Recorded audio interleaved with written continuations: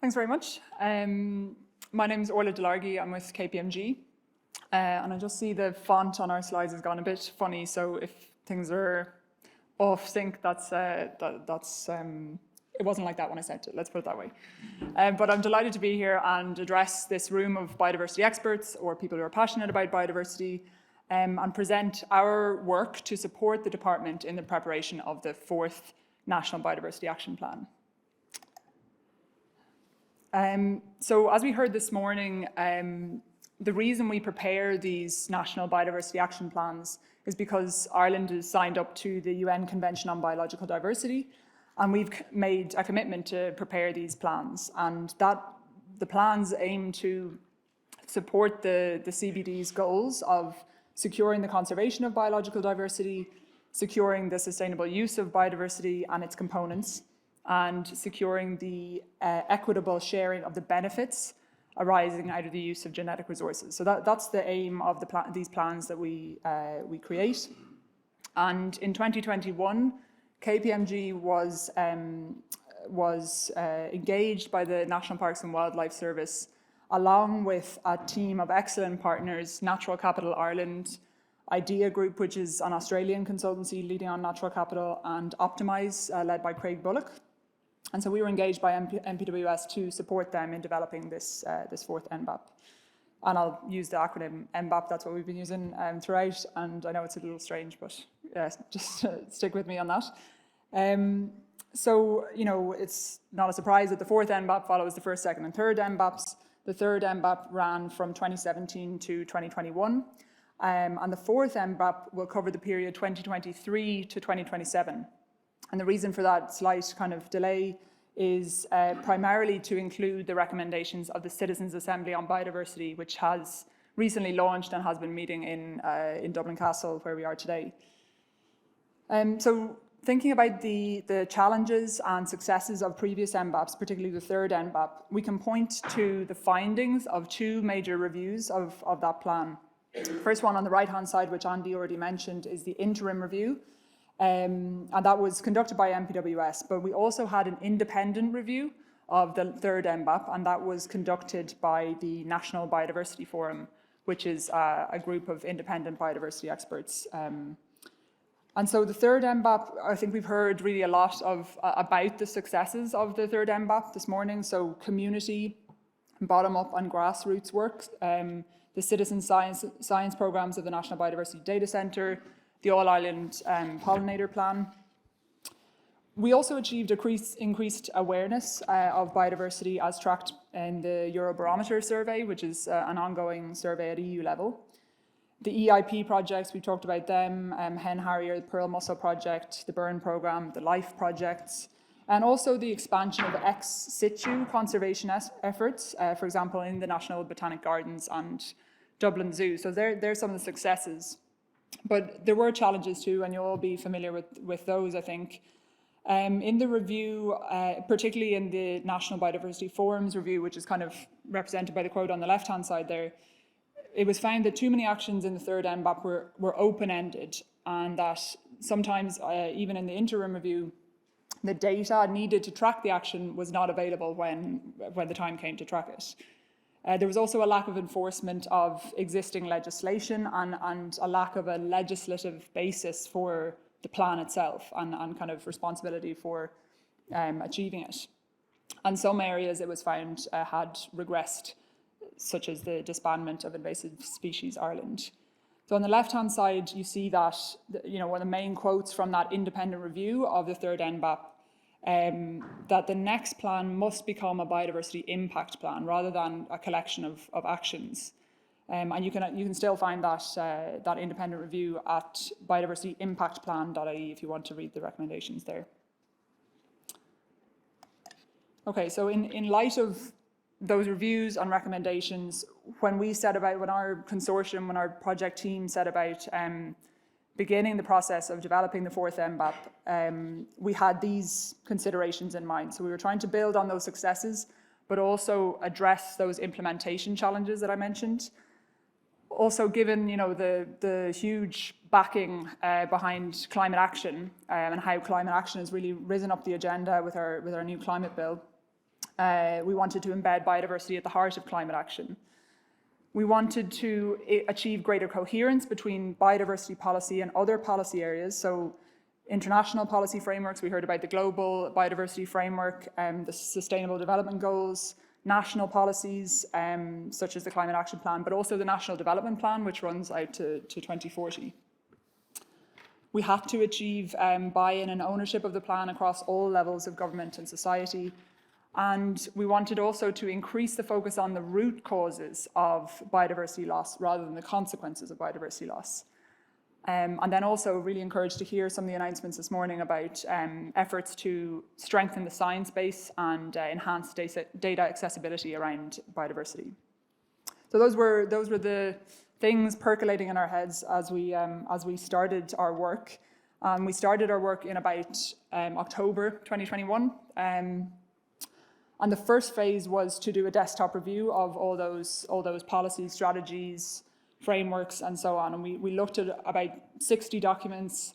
I'm thinking of definitely the former 3 National Biodiversity Action Plans, the National Development Plan, National Peatland Strategy, the Common Agricultural Policy, Ireland's commitments under UN conventions like OSPAR, CITES, and so on. I won't mention all 60 documents, obviously, but that was an extensive review where we were trying to set out, what's the state of play really. And from that review, we created a long list of potential actions that could be included in this 4th MBAP. There was 1,800 actions actually, and so we had to shortlist that down. If there was any duplication, if there was any overlap, how relevant were the actions still, were they outdated, and had they been achieved?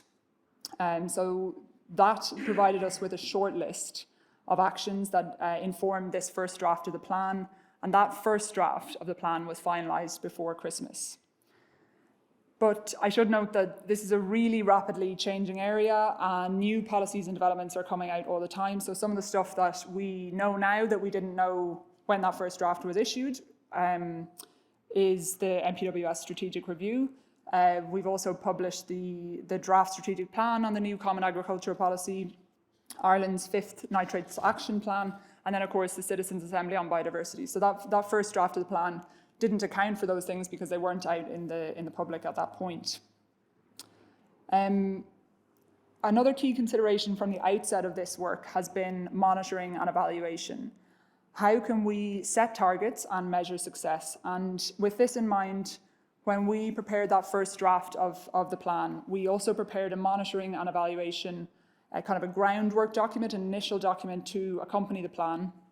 And that set out the principles of a robust monitoring and evaluation system for the plan that will help ensure that it really does deliver that impact for biodiversity.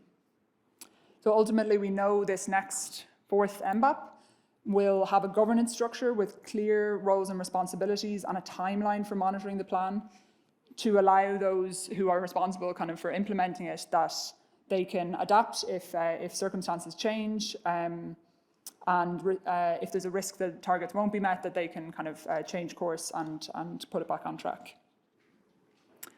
So the next point in this little schematic is stakeholder engagement. So once we had that first draft of the plan before Christmas, we then shared it.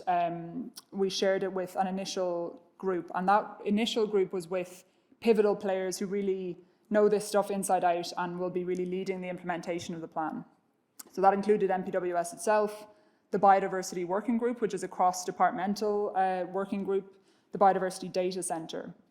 And we held detailed workshops with those groups. We issued a survey, and we just got their high-level feedback on that first initial draft. We used that feedback to prepare another draft, and that second round of engagement brought in the views of a much wider group of subject matter experts. And through workshops and discussions and surveys, those stakeholders had an opportunity to feedback on the plan also. So the types of organisations that we engaged as part of that group were environmental NGOs, the Central Statistics Office, Dublin Zoo, OPW, lots of government departments, the Marine Institute, many stakeholders as part of that group. And I just really want to thank everybody that engaged in that phase of stakeholder engagement at this point. There was a huge amount of feedback received, and I think that indicates the level of interest and passion for getting this plan right. So just want to thank you again all for your inputs. We've been working to review and incorporate, we've definitely itemized all those pieces of feedback, and we've been working to review and incorporate those into a next draft of the plan. But certainly stakeholder engagement is not over, and I don't want anyone in the room to think that. As has been mentioned, this conference is a really important part of stakeholder engagement. We certainly have staff that will attend all the sessions that will happen over the next few days to bring findings, lessons, discussions back into that fourth MBAP. There's also a clinic tomorrow morning dedicated to the plan itself and to field your comments and questions, and a poll with a couple of questions that I'll speak more about later. And then, of course, we will go out to public consultation, and that's expected in summer 2022, and that's when the general public can have their say also. Okay, so what's the draft looking like now? I'm sure you're all interested to know. So let me just explain the kind of overall structure. So it begins with a vision for biodiversity, which was in the third MBAP, but has been slightly amended, and interested in your feedback on that vision. The vision states, by 2050, biodiversity in Ireland is valued, conserved, restored, and sustainably used, maintaining ecosystem services, sustaining a healthy planet, and delivering benefits essential for all. Just by contrast, the global biodiversity vision is living in harmony with nature by 2050. So a different kind of approach there, but again, very interested in everyone's feedback on that vision. We then have actions that are broken up into 6 objectives, and they feed into that vision. They're aiming to achieve it. The actions then are split across those 6 objectives, and each of those objectives aims to address a critical area of the biodiversity crisis. And under then each objective, you have outcomes, targets, actions, and indicators.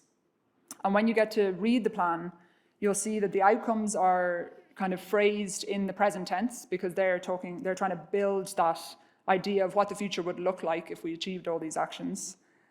The targets, each of them has a date against them, so they're all time bound. Each action has a clear owner and says kind of X person or X department or X organization will do the action. So clear owners there, and then each indicator is measurable. So we will know, have we clearly achieved that action or not?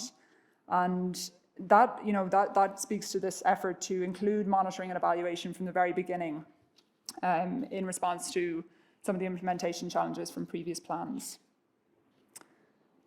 So I'll now provide an overview of the different objectives. Objective 1 has been mentioned a good few times this morning already, fostering a whole of government and whole of society approach to biodiversity. We know that it'll require all levels of government and all actors in society if we're going to be successful in addressing the biodiversity crisis. And this objective will aim to build on positive work already being done by groups across the country, and then also ensure the right partnerships are in place across government, society, and community groups to accelerate action. And I know that some of that work is ongoing as part of the strategic review of the MPWS as well. Objective 2 then focuses on the most urgent conservation and restoration challenges facing Ireland, and that is clearly, very complex across land, water, wildlife, marine. We have a lot of conservation challenges, and our success on Objective 2 will require that collaborative effort between departments, agencies, communities, and so on. Objective 3, I think, is a really interesting one. It introduces actions that highlight the deep relationship between nature and people in Ireland, and that includes recognising the both tangible and intangible values that biodiversity has for us. So nature's importance for our culture, for our heritage, how biodiversity supports our health, our society, our economy. So a very interesting objective. Objective 4 then speaks to that aim to achieve policy coherence, and in ensuring that Ireland's climate action includes biodiversity, biodiversity is actually in our national climate objective, which is in the climate bill and our climate legislation. So this objective aims to recognise that and also acknowledges the importance of a just transition, and that biodiversity protection should seek to avoid any negative social impacts. Objective 5 then focuses on research needs for biodiversity and conservation and the development of long-term data collection programs that will really strengthen our future decision making. And then Objective 6 aims to strengthen Ireland's contribution to international policy or international biodiversity initiatives, and that includes how we work with our partners in Northern Ireland, adopting a shared island approach to biodiversity in recognition of the fact that the island of Ireland is that single biogeographic unit. So to learn a bit more about how that structure works in practice, if you go to the conference website, biodiversityconference.ie, there's an NBAP overview document which sets out some of what I've discussed here today, and it gives an example of that, how that outcome, target, action, indicator grouping kind of works together. So that's what I wanted to share with you today. As noted, our team is now on the second draft, and we are working with those action owners to get their kind of buy-in and sign off on the plan. So the plan has been through quite a lot of stakeholder engagement already, but I do again want to emphasize that is not closed. This conference is a very important part of our stakeholder engagement, and of course we have the public consultation over the summer. The MPWS review received 3,000 responses, so I'm not going to say let's beat that, but looking forward to seeing everyone's thoughts on the plan. So as I mentioned, tomorrow morning there will be an opportunity to ask more questions at the MBAP breakfast clinic, and we'll be exploring the content in more detail and asking you to think about the following questions. And this is, I suppose, these questions are open for the conference. I'm very keen to get your thoughts. What are the top 3 priorities that should be included in the MBAP? Are there any initiatives that you feel should be featured in the MBAP? And by that we mean initiatives that you're involved in, initiatives that you know are going on in your community or internationally, things that we should be incorporating. And how can we best recognise and enhance community action on biodiversity, which will be key to all of our success. So I just want to thank you very much for your attention, and myself and the project team look forward to receiving your feedback over the next couple of days. Thank you.